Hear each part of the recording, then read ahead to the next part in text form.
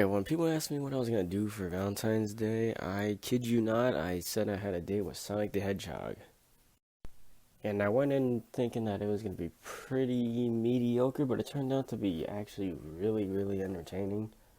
And with that, Sonic the Hedgehog is directed by Jeff Fuller and stars Ben Schwartz, Jim Carrey, James Marsden, and Tika Sumpter. And is based on the very popular video game franchise. Growing up, I did play a few in the Sonic the Hedgehog games, but I never really loved them like a lot of people do. I think they're fine, and they can be pretty fun, but for me, they were just never my favorite games. But the movie, this might be one of my favorite video game movies. Not that there's much competition, but it's pretty up there.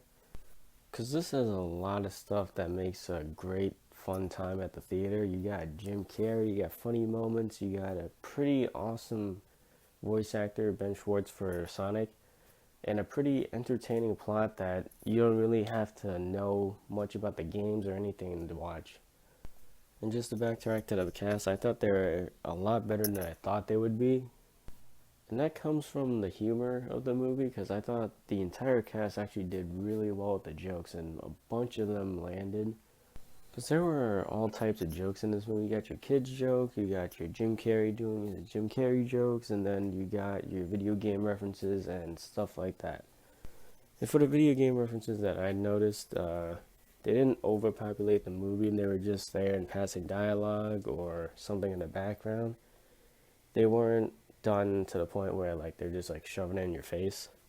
And something else I was pretty surprised about was how they kind of tapped into Sonic's loneliness when he's like going so fast in life that he doesn't really have any friends and he has to kind of just be on his own the whole time.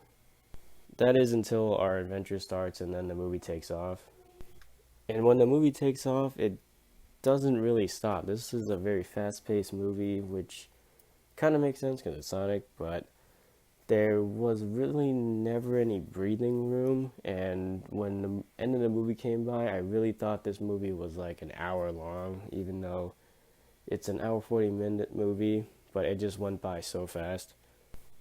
And the plot for this movie is something that I think is going to be most people's negative with this movie, because it's pretty predictable, it's cliche. Like, once you get like a quarter or halfway into the movie, you can basically predict everything that's going to happen, and you're most likely not going to be wrong. Now, the action I thought they handled pretty well. They used Sonic's powers in a very creative and fun way, and even had their own version of Quicksilver's kitchen scene from Days of Future Past. Besides that, I don't really have too much to say. It gave me something that I didn't know was going to be as good as it was.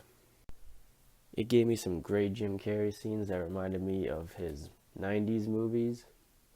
And it gave me a Sonic that I didn't know that I wanted from Ben Schwartz. And it also had some pretty good and relatable human characters. And with that, I'm going to give Sonic the Hedgehog a 7.5 out of 10. I thought this was a big surprise and something that I didn't think was going to be as good as it was. And if you and your family are looking for a movie to watch this weekend, Sonic the Hedgehog is definitely worth a look. This is a very enjoyable movie for both parents and children. And honestly, I'm pretty excited for a sequel, and the two mid-credit scenes just really showed us some stuff that really got me pumped for another one. And with that, don't forget to like, comment, subscribe, and I'll see you guys in the next one.